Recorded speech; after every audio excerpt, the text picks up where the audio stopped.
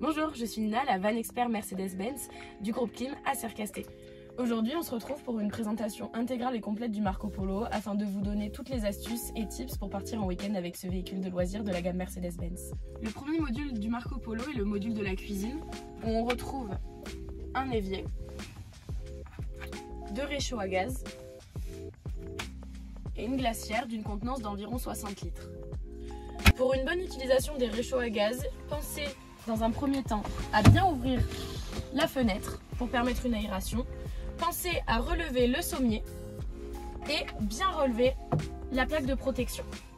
Ce van aménagé dispose de nombreux rangements, dont des tiroirs pour la cuisine, en haut et en bas, sur les côtés, ainsi qu'ici et ici, où ici se trouve un petit miroir avec une lumière. Dans le Marco Polo, vous disposez d'une table ainsi que de 4 places assises. Je vais vous montrer comment les installer. Pour retourner le siège passager avant, il vous suffit de penser à bien avancer le dossier. Faire attention à ne pas rayer le module du centre en l'avançant à moitié et actionner la manette qui se trouve sous le siège pour le faire pivoter. Même principe de l'autre côté. J'actionne la manivelle et je le tourne.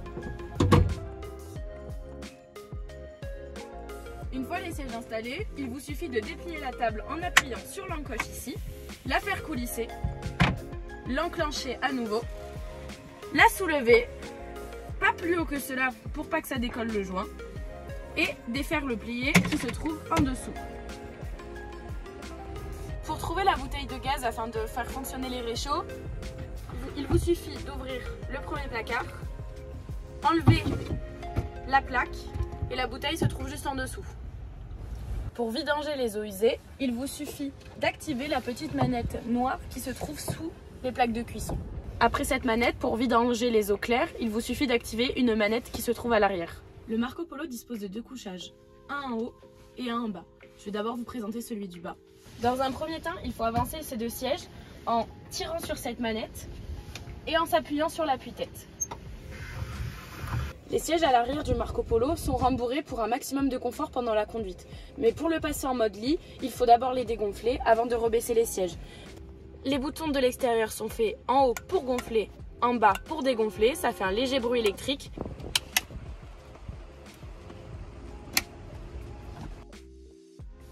Et ensuite, on va pouvoir les baisser.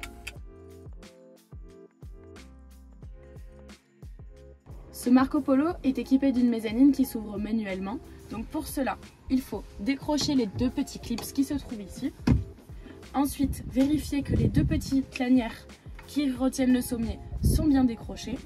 Pensez à laisser au moins une fenêtre d'ouverte. Et ensuite, on pousse manuellement le toit. Le Marco Polo est équipé à l'étage d'un matelas ainsi qu'un sommier. Pour y accéder, il suffit de mettre les pieds ici et pas sur les repose-bras. Et le sommier se relève pour créer plus de place dans l'espace de vie en le soulevant et en l'accrochant aux petites lanières qui sont juste au-dessus. Pour refermer le lit mezzanine, il suffit d'appuyer sur le bouton push pour débloquer le bras et ensuite tirer sur la lanière. Sur le côté arrière latéral du véhicule, côté conducteur, vous retrouvez une prise secteur pour la batterie auxiliaire ainsi que le réservoir d'eau propre de 38 litres.